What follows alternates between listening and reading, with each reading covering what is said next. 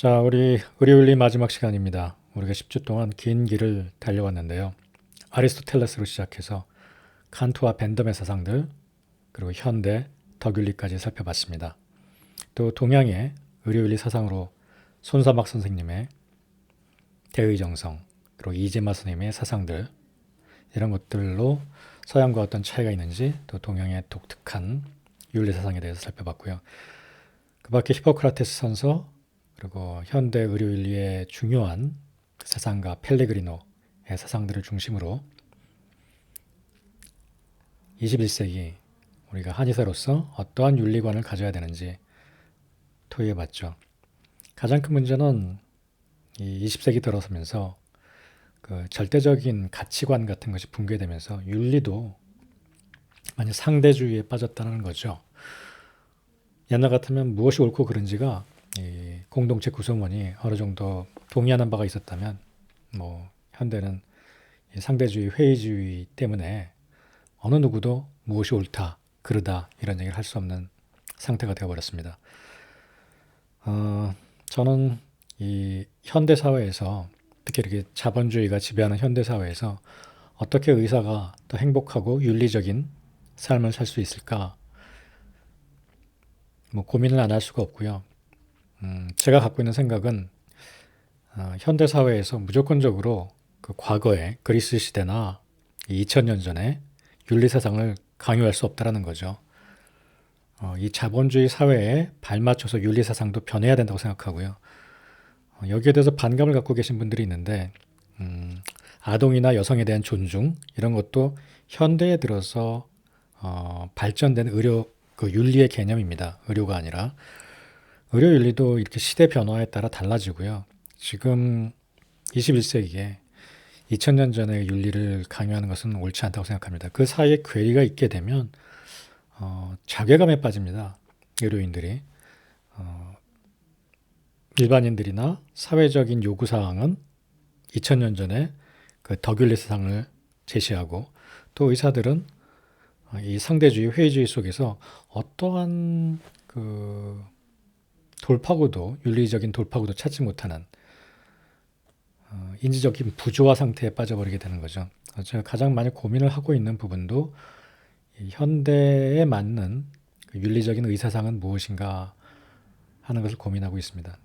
오늘은 마지막 시간 그거에 대한 개인적인 이야기들을 좀 해보고자 합니다. 저희 선배, 1년 선배인데요. 그 사람들 중에 이렇게 만나면은 좀 안 맞는 사람이 있잖아요. 저는 이 선배를 만났을 때 딱 그런 느낌이었어요. 얘기가 이제 길게 이어지지 않는, 그리고 좀 싫은.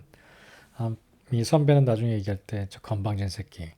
그리고 저는 그 선배 보고 못마땅한 선배, 무능력한 선배, 이런 식의 느낌을 가졌던 것 같아요. 제가 지금은 이 선배를 스승님이라고 보통 많이 불러요. 직접은 야노하지만, 제가 다른 그 선배를 제 3자 입장에서 얘기할 때는 스승님이라고 보는 이유가 실제 제 인생에 많은 변환점을 가져다 줬습니다. 제가 이렇게 논리적이라면 그 선배는 감정적인 면이 많았고요.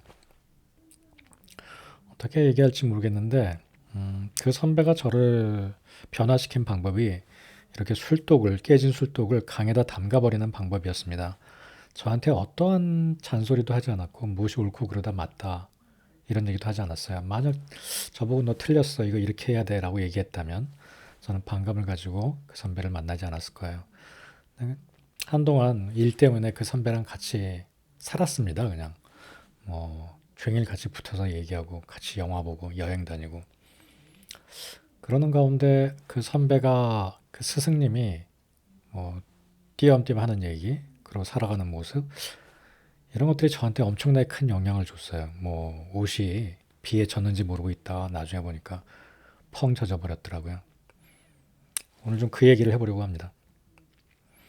제가 뜬금없이 선배 얘기를 하고, 오늘 수업 주제의 발제로서 덕윤리 사상이, 현대 윤리 사상이 어떻게 현대를 사는 한의사에게 적용되어야 할까? 이 문제를 던졌잖아요. 그 선배를 만나고 그 진료관이 굉장히 많이 변했거든요. 의사에 대한 관점이. 그리고 제가 그 변한 관점을 이렇게 이름을 붙였습니다. 관계 중심의 의료. 이 사상은 뭐 사상이라고 하기하고 좀 거창한데, 뭐 까놓고 얘기하면 자본주의와 그렇게 배척되지 않습니다. 돈을 버는 것에 대해서 그렇게 나쁘게 생각하지 않고요. 또 가장 제가 큰 문제가 고대 덕윤리를 그대로 흡수할 때 생기는 문제가 이 자괴감을 말씀드렸잖아요. 그 지금 내가 하는 행위와 내가 그리고 있는 방향을 일치시킨다는 데 있죠. 거기서 에우다이모니아가 생기는 거거든요. 그러니까 본질적인 행복이죠. 이 관계 중심의 진료라는 것이 그렇게 거창한 것이 아니라 의사로서 갖는 지향점입니다. 이 상대주의 속에서 내가 가야 할 목표, 정당한 목표, 그 목표를 갖고 매진한다는 얘기죠. 자, 이게 여자친구 언어, 여자 언어라고 합니다. 정답이 뭘까요? 저는 개인적으로 정확하게 5번입니다. 만사 다 제껴놓고 급하게 일이 터지면 그거부터 해야죠. 버스가 왔으니까 빨리 버스 타야죠. 딴 얘기는 나중에 해도 되니까요. 네. 그래서 제가 문제가 좀 있죠. 정답은 2번 아니면 4번 같은데 전 아직도 잘 모르겠어요. 그 선배 같은 경우는 제일 이상한 게 동문서답을 해요. 환자를 보면. 그러니까 예를 들어서 이런 질문 있죠. 환자가 왜 좋아지지 않죠? 제가 왜 아프죠? 왜 안 낫죠? 이런 얘기를 하면 저 같으면 이렇게 대답합니다. 기분이 팍 상하죠. 나는 열심히 진료하고 있는데 그런 식으로 할까 오지 말라고 미리 말씀드렸잖아요. 이거 낫는 병 아닙니다. 나이 드셔서 아픈 거예요. 이런 식으로 화를 냈어요. 왜냐하면 저한테 도전한다고 생각하고 저를 이렇게 어노잉 한다고 생각했거든요. 특히 환자 주위에서 다른 사람도 많은데 침 맞고 더 아파요. 뭐 이런 얘기하면 너무 화가 나죠. 뭐 실제 더 아픈 것도 아니라 한 달 전이랑 비교하면 훨씬 많이 좋아졌거든요. 근데 어제 침 맞고 잠깐 더 아플 수도 있는데 그걸 막 그냥 얘기하면 이제 화가 난다고요. 그럴 때 이제 이게 그게 아니라 뭐 10%의 환자는 뭐 20%의 환자는 이런 식으로 논리적으로 설명하면 저도 짜증나고 얘기하다가 막 불이 불을 끓죠. 근데 그 선배는 전혀 다른 식으로 대응하는데 제가 듣기에는 좀 완전히 동문서답하는 일종의 좀 머리가 모자라는 사람이 아닌가. 논리적으로 환자가 물은 거에 대답을 안 하지. 근데 또 환자는 또 거기에 만족하더라고요. 저는 늘 환자의 질문에 정확하게 대답해야 된다고 믿어왔습니다. 과학적이고 이성적인, 있는 그대로. 당신이 나을 확률은 이거밖에 안 됩니다. 제가 이 확률을 보고 치료합니다. 물론 그런 방식을 좋아하는 환자도 있는데요. 많은 환자들이 그런 설명에 거부감을 느낍니다. 그런데 이게 과연 솔직하고 윤리적인 설명 방식인가 아니면 심지어 합리적인가? 제가 그 선배 만나고 이게 심지어 합리적이지 않다라는 생각이 들더라고요. 그 선배가 이런 얘기를 했어요.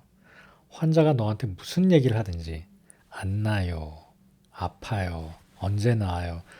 그 얘기는 대부분 한 가지로 해석된다고요. 마치 이 어려운 외계어처럼 말이죠. 그 한마디는 뭐냐면요. 너무 힘들어요. 재정적으로 힘들 수도 있고 아파서 힘들 수도 있고 너무 힘들어요. 어떻게든 좀 해주세요. 이렇게 하는 얘기를 합니다. 질문과 동떨어진 거죠. 그러면서 이런 얘기를 해줬어요. 화장실이 어디죠? 라고 물어봤을 때 가장 좋은 답변이 뭔지 아냐고. 저 같은 사람은 아마 자 여기서 20m를 북쪽으로 가시고요. 거기서 우회전을 하십시오. 그래서 세 번째 골목으로 들어가시면 세븐일레븐이 나오는데 어쩌게 저쩌게 이렇게 대답할 것 같아요. 그게 환자가 물어본 거니까. 근데 그 선배는 가장 좋은 대답은 손을 잡고 같이 가주는 거라 그러더라고요. 동문서답이죠. 비슷한 얘기를 제가 이 딱이 맞은 영혼이라는 책에서 봤습니다. 이 책에는 그 사례가 나와요. 예, 베르벨 바르테츠키가 겪은 사례인데 환자가 너무나 자기를 괴롭혔대요. 치료 효과도 없고 늘 불만이고 그냥 막 그 싫은 환자 있잖아. 그런데도 계속 그 꾸역꾸역 오는 환자. 그래서 당연히 나한테 불만이 너무 많으니까 치료를 안 하겠지라고 생각했는데 마지막 날이 돼서 자, 다음 치료에 대한 얘기를 안 꺼내니까 그 환자 갑자기 화를 내면서 이렇게 얘기하더랍니다. 당신은 내가 상담 치료 없이 살 수 없다라는 걸 알잖아요. 근데 어떻게 나한테 다시 오라는 말도 안 하고 나를 이렇게 내팽개치는 거죠. 라고 하면서 화를 내더랍니다. 저도 뭐 똑같은 느낌을 많이 가졌었어요. 환자가 여러 가지 불만이 있으면 아니 안 오면 되지 왜 오면서 이렇게 난리지? 뭐 이런 생각들을 한 건데 그게 환자의 그 아픈 비명이었다라는 생각 잘 못했던 것 같아요. 그 정말 갈 데가 없으니까 저한테 마지막으로 이렇게 매달리는 거라는 걸 소통하는 법을 잘 몰랐던 거죠. 그 많은 환자들이 그렇습니다. 물론 그 중에는 정말 나쁜 사람도 있기는 해요. 근데 정말 드물고요. 대부분의 환자들이 왜 안 나아요, 아파요 하는 건 정말 선생님 힘들어요. 이런 얘기로 해석해야 된다라는 이야기를 그 선배가 해주셨어요. 뭐 이것도 그렇게 단도직입적으로 한 게 아니라 뭐 여러 가지 속에서 묻어나듯 나왔기 때문에 제가 아마 잘 받아들였던 것 같습니다. 어, 대의정성에 나오는 말이에요. 어떠한 상황이 되든 내 부모를 대하듯이 환자를 대하면 그 답이 나온다라는 관점이고요. 제가 실제 환자 볼 때 많이 이런 식으로 생각을 합니다. 환자가 오면 대체로 많이 겪는 게 제 생각에는 막 한 달 넘게 약을 먹어야 될 것 같은데 환자가 약 먹는 거에 부담을 가지면 제가 타협을 하거든요. 근데 저희 아버지라면 어떡할까? 아무리 비싼 약이라도 내가 권하는데 거리낌이 있을까? 뭐 이런 생각으로 제가 가능한 한 편견 없이 진료를 하려고 노력하거든요. 가장 힘든 환자들이 이렇게 내 능력 밖의 환자들이에요. 그리고 막 디맨딩하는 환자들 있죠. 난치병. 근데 이 환자는 자기가 나아야 된다고 생각하는 거죠. 뭐 완치. 제가 생각하기엔 이제 불가능한 일인데 뭐 퇴행성 관절염 이제 나이 먹어서 계속 나빠지고 있는데 이런 질환에 대해서 어떻게 내가 설명을 하고 끌고 가야 될까? 과연 논리만으로 이게 성립할까? 기대치가 다른 환자들. 이게 참 어렵더라고요. 사실 뭐 저희 아버지한테도 제가 잘 못했던 것 같아요. 이렇게 환자의 눈높이에서 환자의 마음을 다스려주기보다는 논리로 윽박지르고 참 후회가 많이 되죠. 음, 우리 가족이라면, 우리 아버지라면 어떻게 할 것인가? 능력 밖의 환자들. 여기에는 그 우리가 20세기에 가져왔던 그 정말 유령처럼 쫓아다니는 그 가치관이 우리를 올가매고 있는 것 같아요. 환자를 고쳐야 된다. 그러니까 환자는 어떤 문제점이다. 그리고 문제점을 고치는 게 우리 일이다. 마치 플러머처럼 혹은 뭐 자동차 수리공처럼 문제를 잘 찾아내서 뭐 부러진 파이프를 새 파이프로 교환을 한다든지 이런 식으로 생각하다 보니까 고칠 수가 없는 게 눈앞 뻔히 보이니까 이제 이성적으로 환자를 다그치게 되는 거죠. 뭐 수많은 대학병원에서 의사들이 하고 있는 일이라고 생각되고요. 어떻게 해결할 수 있는지 모르겠어요. 저는 이런 갈등 속에서 제가 30년을 이렇게 굉장히 많은 환자들 진료하고 이 갈등 속에서 이렇게 제가 제 가치관을 바꾼 다음에 환자 보는 게 훨씬 편해졌어요. 행복해지고. 그래서 좀 그 얘기를 나누려고 합니다. 그 변화의 시기에 그 스승님이 있었던 거고. 제 제목 의료의 본질에 대한 가치 창조 이렇게 붙였는데 공감이죠. 부장님이 하자마자 부장님이 잘못했네. 뭐 실제 이러면 뭐 욕 엄청 먹겠지만 공감이라는 영역. 제가 말하고 싶은 것은 20세기, 뭐 19세기 과학이 종교의 자리를 차지하게 됨으로써 뭐 윤리관과 이런 것들이 굉장히 다 절하됐죠. 신이 죽었죠. 그 다음에 절대 가치가 없으니까 사람들이 다 그냥 회의주의에 빠져버렸단 말이에요. 보편적인 어떤 윤리관이 없으니까요. 보편적 진리가 사라진 거죠. 진리에 대한 탐구를 포기하고 뭐 결국 이 자본주의 속에서 돈이 최고라는 생각을 하게 되는 거죠. 그럴 때 니체가 이렇게 얘기했습니다. 우리가 우리 자신의 가치 창조자여야 한다. 무슨 의미일까요? 가치 창조자여야 한다. 벨트 셰프인데 가치 창조자. 제가 이 말을 해석하는 것은 이 윤리적 상대주의, 보편적 진리가 없는 이 상황 속에서 우리가 어떤 보편적 진리를 세우려고 하고 제도를 바꾸려고 하는 것도 중요합니다. 근데 먼저 우리 개개인이 우리가 추구하는 가치를 창조해야 한다는 거죠. 이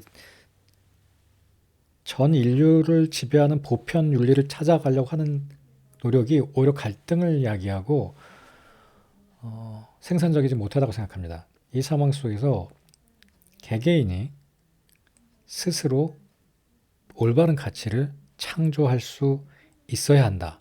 제도 탓만 하는 것이 아니라 올바른 윤리관을 한번 찾아보자. 이렇게 제 자신이 가치 창조가 됐을 때 나타나는 일이 뭐냐면 지향점이 생깁니다. 그 전까지는 저 히포크라테스가 얘기한 거 어떻게 따라? 현실적이지 않잖아. 그러면서도 또 마음 한켠에서 늘 깨림직한 구석이 있고 그러면서도 한 번에 돈은 벌어야 되지만 이런 타협이 아니라 올바른 지향점, 에이도스, 목적이 생겼을 때 우리가 몰입하고 또 그 안에서 행복하고 또 자긍심 이런 것을 느낄 수 있다고 생각하거든요. 그래서 이 관계 중심의 진료를 제가 셋한 에이도스입니다. 그 지향점, 가치죠. 그러니까 가치 있는 의사의 모습이라는 거죠. 한마디로 좀 정의를 해보면 제가 지금까지 가져왔던 의사상이 병을 고치는 사람이라면 새롭게 제가 셋한 의사상은 환자가 병을 고치도록 도와주는 사람이라는 거죠.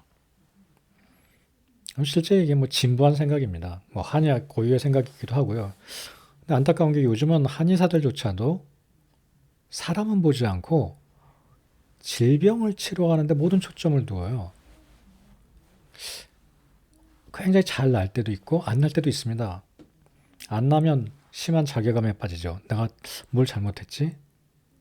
그리고 잘 나면 교만해져요. 제가 다 겪었던 일이거든요. 막 굉장히 냉철한 이성을 가지고 환자의 문제를 정확하게 판단해서 거기다 핵폭탄을 빵 터뜨리는 거죠. 그래서 해결을 한 방에 해버리는 그런 환상이 늘 있어요. 그렇게 해야 된다고 생각하고요. 그런 태도가 저를 무지하게 피곤하게 했던 걸 알았어요. 그러니까 환자가 오면 늘 저한테 새로운 수수께끼를 가져온 테스트죠. 시험 문제죠. 그걸 극복했을 땐 너무너무 기뻤고 실패했을 땐 너무너무 좌절스러웠죠. 근데 이렇게 관점을 바꾸니까 환자가 나한테 던져진 문제가 아니더라고요. 환자랑 나랑 같은 그 목표를 놓고 같이 힘을 합쳐서 나가는 존재가 되더라고요. 그러니까 그전에는 저랑 싸우는 존재였다면 이제 같이 힘을 합쳐서 가는 존재. 그러니까 같은 편이니까 싸울 이유가 없죠. 대결이 아니죠.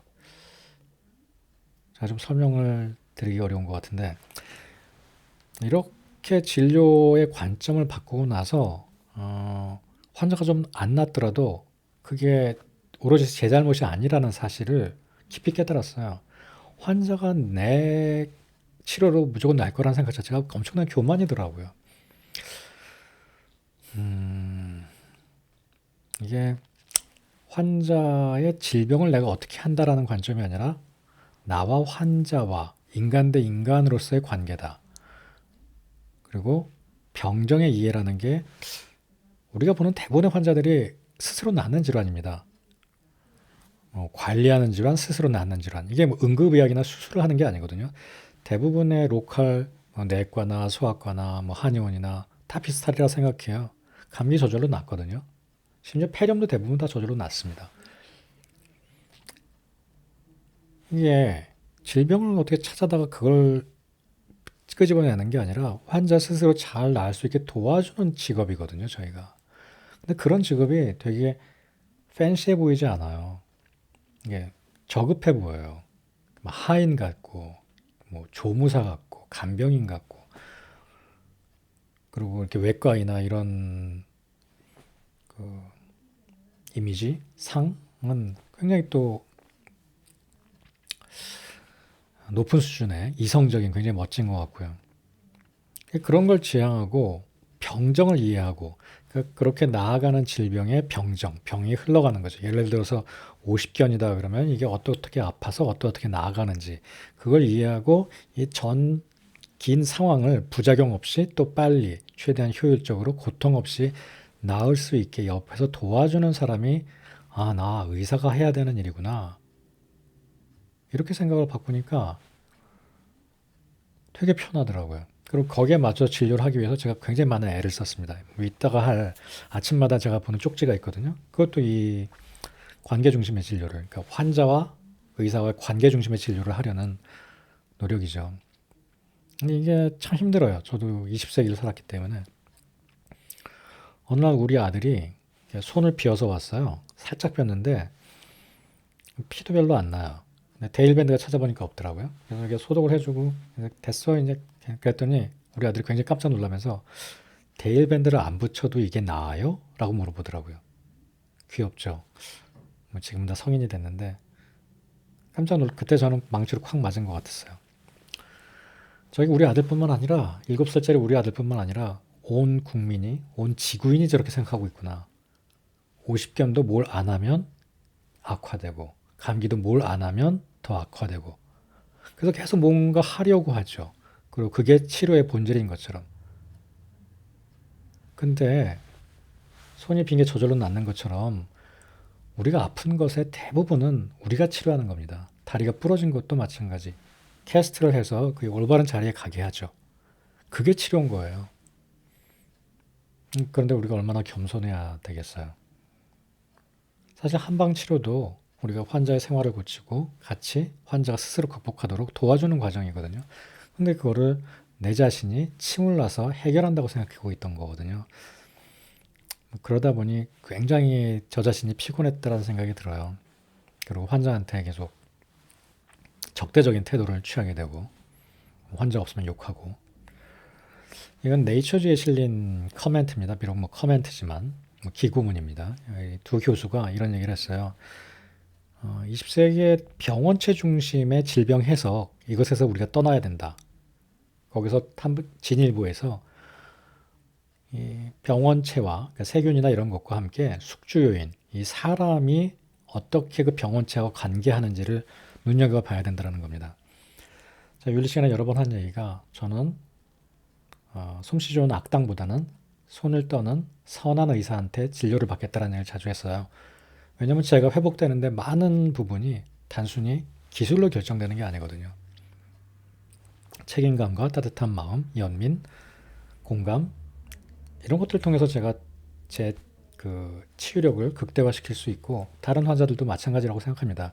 일부 응급한 상황, 수술하는 상황이 아니라면 말이죠. 그런데 대부분의 우리가 병원을 찾는 열의 아홉은 그런 상황이 아닙니다. 그런 병에서는 또 그런 의사 선생님이 필요하고요. 군인도 필요하고 경찰도 필요하고 하는 것처럼 또 많은 질환에서 이렇게 숙주 요인, 그러니까 사람의 요인이 중요해요.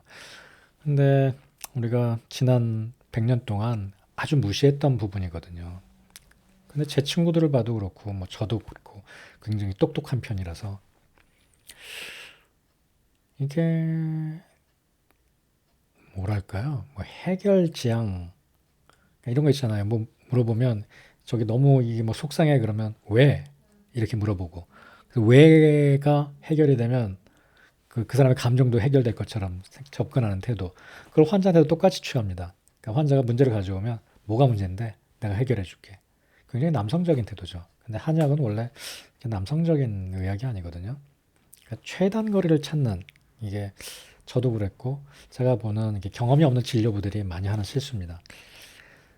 근데 숙련된 제가 생각하는 이상적인 진료부는 이 A부터 B까지의 최단거리를 찾아가는 사람이 아니라 환자를 편안하게 환자가 어, 자기 치유력을 극대화하면서 스스로 B까지 잘 갈 수 있도록 도와주는 사람이라는 거죠.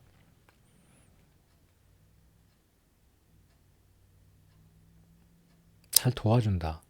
이게 굉장히 우리 생각에는 그렇게 멋져 보이지 않아요. 그래서 거부감이 있는 것 같아요.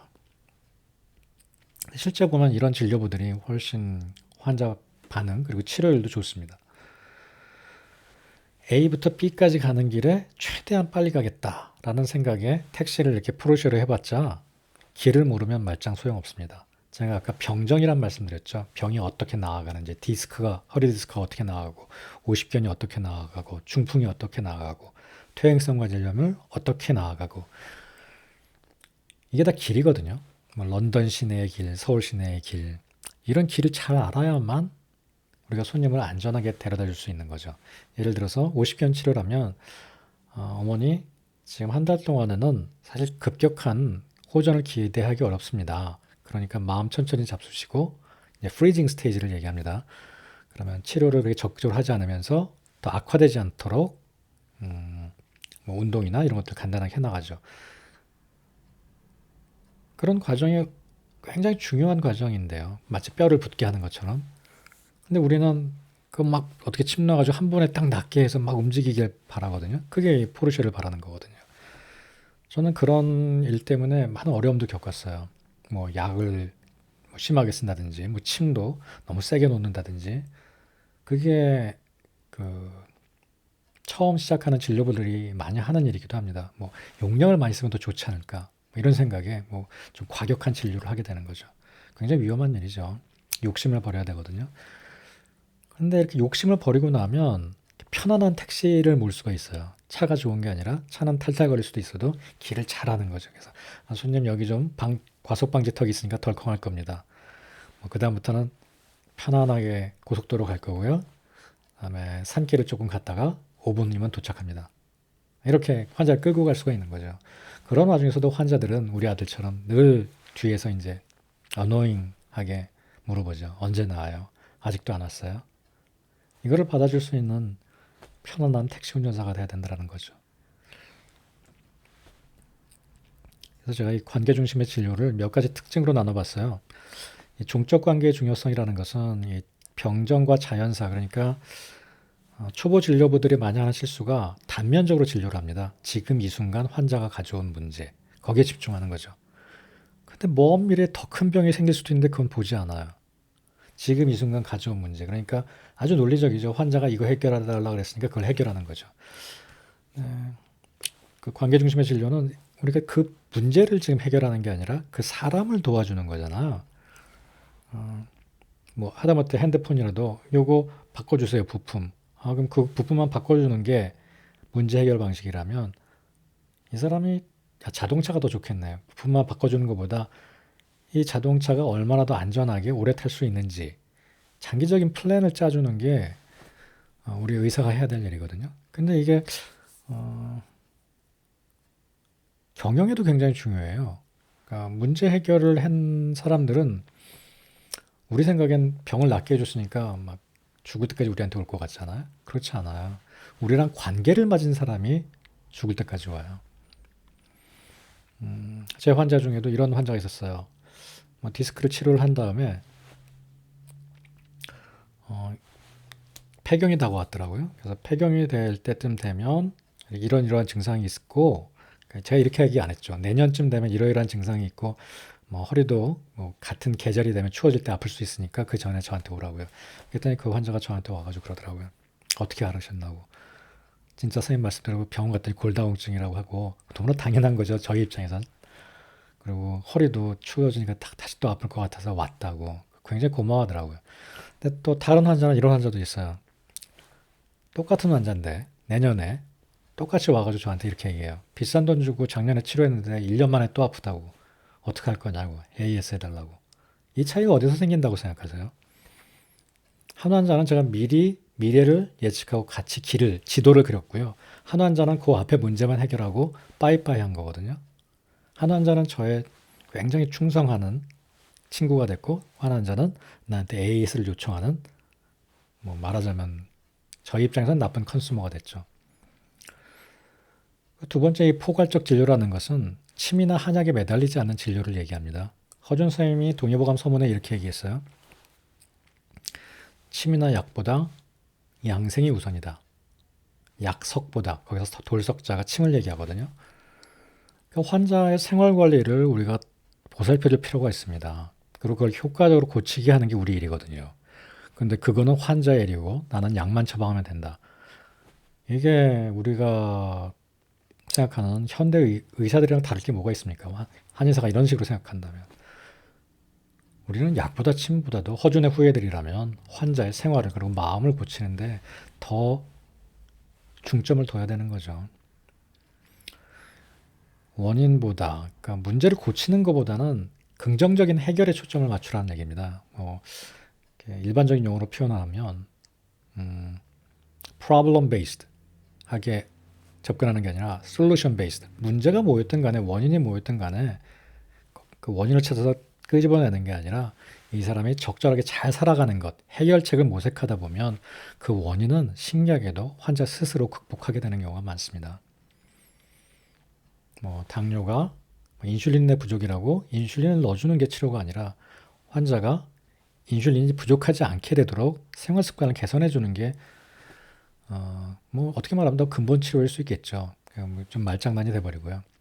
그다음에 환자와의 역동성, 심리적인 역동성, 아까 얘기했던 양생 이런 것도 다 심리적인 역동성 안에 해결돼 나가는 거고요. 신체적으로도 마찬가지입니다. 침을 놓는 과정 이런 것들이 다 그 다이내믹이 있는 거거든요. 근데 우리가 한의사들이 이 다이내믹을 다 잊어버렸어요. 관계를, 그 변화, 역을 다 잊어버리고 마치 정적인 기계를 치료하듯이 문제를 찾아서 그걸 해결하는 침을 놓고 약을 쓰고 한 달 후에 그게 낫기를 바라는 거죠. 이 환자 사이에 있는 그 역동, 관계는 다 배제해버리고 말이에요. 근데 저는 이 맥을 보는 행위, 굉장히 간단한 행위인데 이것도 관계라고 생각해요. 환자와의 교감, 그리고 신뢰, 많은 역동이 왔다 갔다 하는 거거든요. 제가 누구보다도 그 망가진 기계를 고치는 의사였기 때문에 좀 이렇게 변하는데 긴 시간이 걸렸던 것 같습니다. 40이 넘어서 저는 이 변화를 가져왔고, 이 도와준다. 그리고 내가 직접 문제를 해결하지 않는다라는 이 포인트가 저를 불편하게 만들었듯이 여러분들도 불편하게 만들 수도 있어요. 근데 이렇게 하고 나서 저는 훨씬 행복해졌고요. 환자들도 훨씬 좋아해요.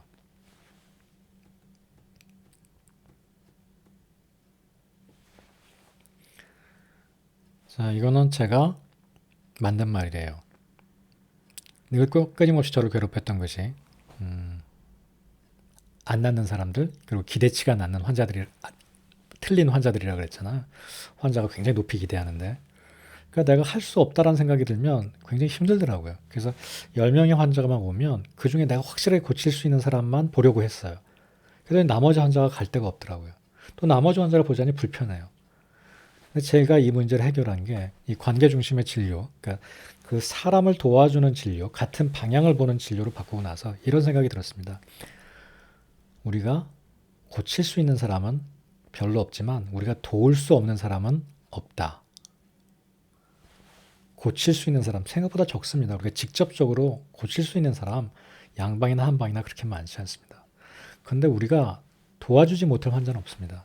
캐스트를 한다든지 데일밴드를 붙인다든지 이런 게 다 환자의 치유력을 도와주는 거거든요. 이게 진실이거든요, 사실. 우리가 환자 도와줄 수 있어요. 그리고 그 머리의 관점을 기계를 고치듯이 고친다는 데서 도와준다라고 바꾸고 나니까 환자가 더 이상 적으로 보이지 않더라고요. 환자도 만족하고 저도 덜 피곤하고요. 패러다임이 바뀌어야죠. 자, 여기 쓴 대로 어떻게 환자가 잘 나을까? 이 질문을 하셔야 됩니다. 환자가 오면 어떻게 환자가 잘 나을까? 근데 우리는 어떤 질문을 하냐면요. 어떻게 내가 잘 고칠까? 저 문제를 어떻게 내가 잘 픽스할까? 큰 차이가 있습니다. 어떻게 환자가 잘 나을까? 관점으로 환자를 보신다면 개인적으로 저는 이렇게 관점을 바꾸고 저의 어떤 아레테, 에이도스를 목적 지향점을 환자를 도와주는 사람으로서 포지셔닝 하니까 훨씬 마음도 편하고 또 이렇게 잘난 척하는 마음도 사라지더라고요. 또 환자를 더 리스펙트하게 되고요. 어떻게 환자가 잘 나을까? 환자가 나은 거잖아요. 내가 한 게 아니고요. 선생님이 한 게 아니고요. 내가 어떻게 잘 고칠까라는 생각이 매일매일 저를 굉장히 힘들게 만듭니다. 이런 태도로 대하는 것이 환자를 대하는 것이 사실 덕윤리에 많은 관점을 갖고 있어요. 뭐 연민이라든지 뭐 동양적으로 측은지심이라든지 환자의 입장을 고려한다든지 사회문화적 컨텍스트를 고려한다든지 그래서 어떤 칼로 못 자르듯이 뭐 수술 안 하면 죽어요. 뭐 이따위 소리 하는 의사는 그냥 윤리적 관점에서 좀 그 지적 능력이 부족한 의사라고 생각해요. 우리가 논리적 그리고 합리적이라고 숭배했던 것들, 20세기의 주지주의의 찌꺼기 사상들, 새로 오는 시대에는 극복되어야 되고 더 환자 중심에 환자도 행복하고 의사도 행복할 수 있는 이 주지주의적인 생각이 환자, 의사 양쪽을 불행하게 만들었다고 생각해요. 돕는 사람, 케어하는 사람 이런 것들에 대한 가치를 회복하고 그 같이 더 높은 수준의 행복, 에우다이모니아를 추구해 봤으면 좋겠습니다.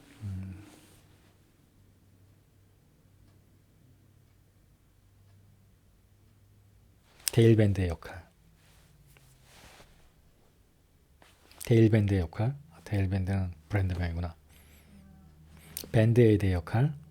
환자를 잘 낫게 도와주는 의사상. 그렇게 멋져 보이지는 않겠지만 제 자신이 훨씬 행복해졌다라는 이야기 꼭 드리고 싶습니다.